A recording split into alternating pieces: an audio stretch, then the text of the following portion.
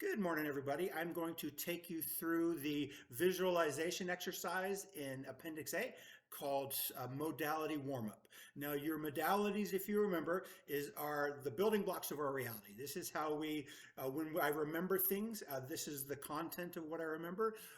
When I imagine things, it's the content of what I imagine. It's the visual aspect of it. It's what I see. It's the auditory aspect of it, what I hear, and then it's the kinesthetic quality of aspect of it, which is what I feel sensation-wise, also the emotional content of that. So the exercises I'm going to walk you through right now are aimed at one, helping you find out which of these you're stronger in. Everyone's got a primary modality, and that's really important. When you know what your primary modality is, you can use that modality to access memories or to begin to build visualizations a little bit better. If you start with your strength, you can kind of add everything else into that, and that'll kind of help you moving forward. So now, if you're like me, I wasn't very good at visualizing, and I'm going to start you with the visual aspect. What I used to do is I used to apply context to it. So if somebody told me, hey, Kyle, go ahead and just imagine some store and imagine what the front door looks like on that store. It was very hard for me to do that. And the first example here you'll see is a way to take what you know, which would be what's the entrance to my local grocery store look like. That was a little bit easier for me to remember. And what I can do is use that as a template. So what I can do is start with that, and then I can start to build the imaginary store around it. And that's how I kind of learned how to visualize. Another great technique, and it seems so ridiculously simple that most people are like, oh, that doesn't work, but it does. Just merely close your eyes. And I want you to say, show me an elephant. Show me an image of myself when I was a kid. Show me a flamingo. Show me the color red.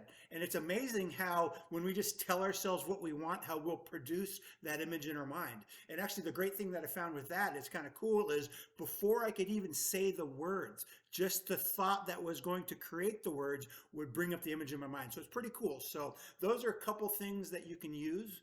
Again, using a template from something you remember to build an imagination on, or just tell yourself what you want to see and go from there. So starting off with these, and again, take time in this, the time that you need to visualize, to just visualize each one. So feel free to pause this video.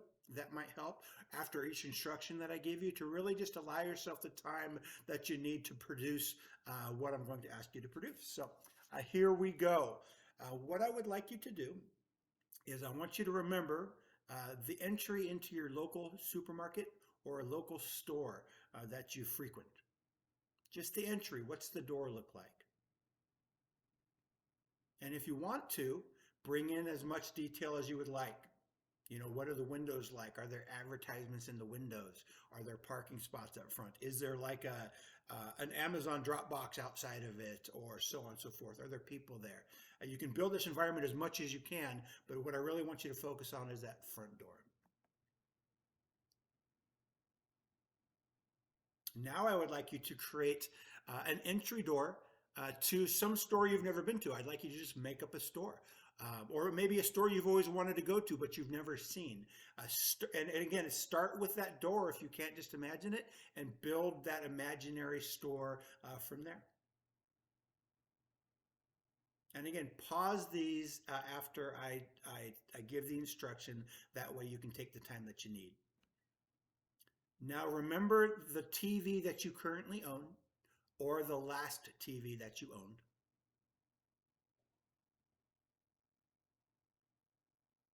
Now, I want you to imagine a TV much larger than the TV that you currently have, or much smaller than the TV that you currently have.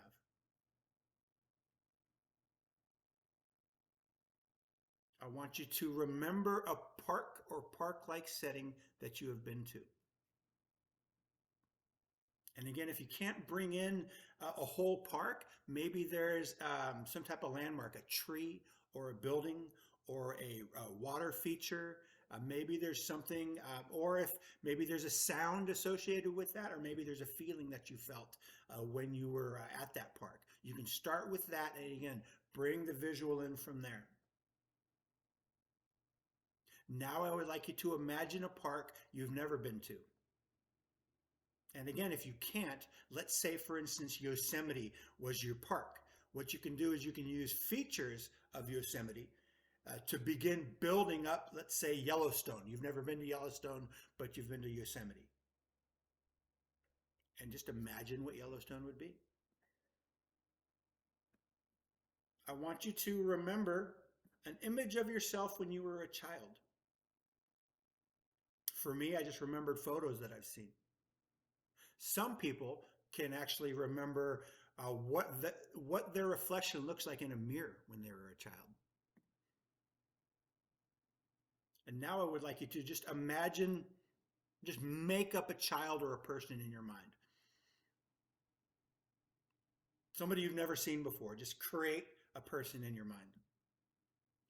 Now I would like you to see your favorite color. And let's say your color is blue. For me, it was really hard to just see blue, which is one of my favorite colors. So what I would imagine is a blue car or a blue sky. Context, right? A blue balloon. And from there, I'd be able to isolate that color from it and focus on the color.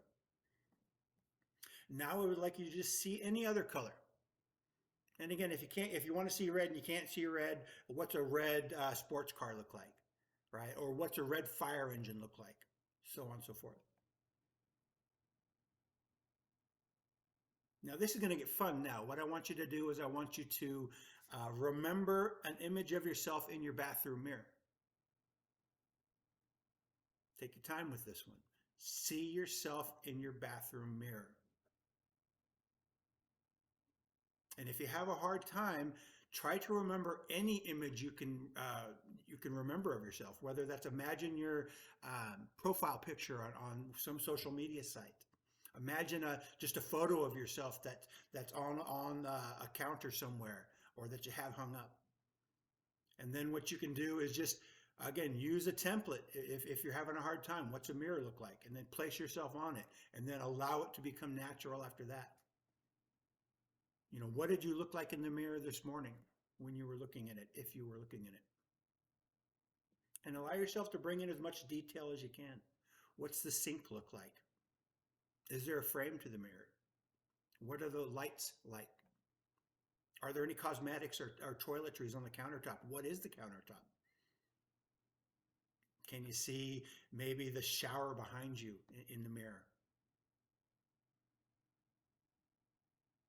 And now what I would like you to do is I would like you to just imagine a different mirror or remember a different mirror, whether you're in it or not, whether that's a mirror at a restaurant you went to, whether it's a mirror at a mall you were walking by and you took a look at yourself to see how you looked with what you were wearing, whether it's a mirror in your car, side view mirrors, just any type of mirror. I want you to remember those as much as you can visually.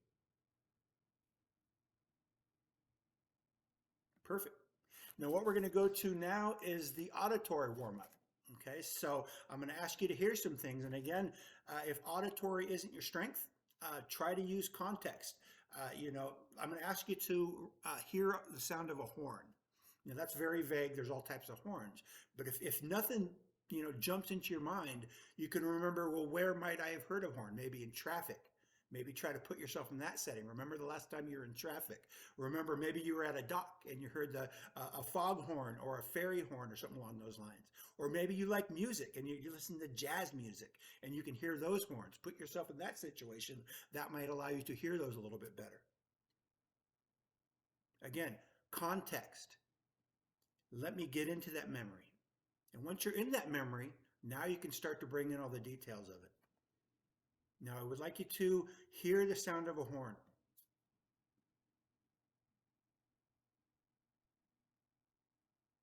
I would like you to hear music.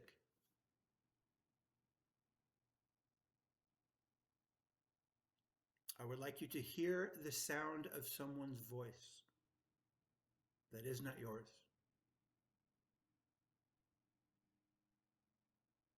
Now hear the wind blowing through the trees. Now hear the ocean.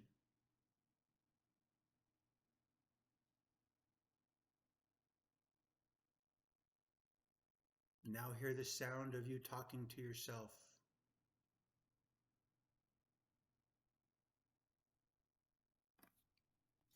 Now hear the sound of a construction site.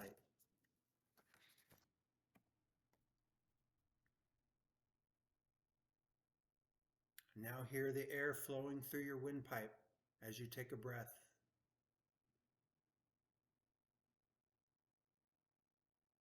Now hear the sound of laughter. Now hear the sound of an airplane. And now for the kinesthetic warm-up. And again, this is physical sensations like the feeling of my finger touching my forehead, but also maybe emotional, a feeling of sadness, a feeling of joy, a feeling of anxiety, a feeling of excitement, so on and so forth. Feel your left foot on the floor. Now feel your right foot on the floor. Now feel both on the floor at the same time. Now feel hot air coming out of an oven when you open it.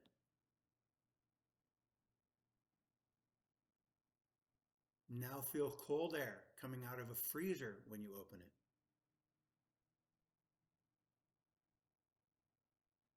Now feel your back or your bottom against whatever surface they are touching right now, whether that be a chair, a bed, a floor. Feel the clothes on your body.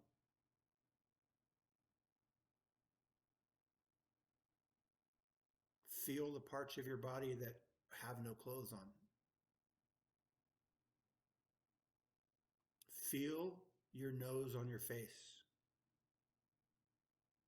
And now I'm going to ask you to remember feelings, and these can take a little bit, so definitely recommend pausing between each one of these. Now, if you can't just feel a feeling, for me, I need to remember a time or a context when I felt that feeling. So the first one is I want you to remember feeling enthusiastic.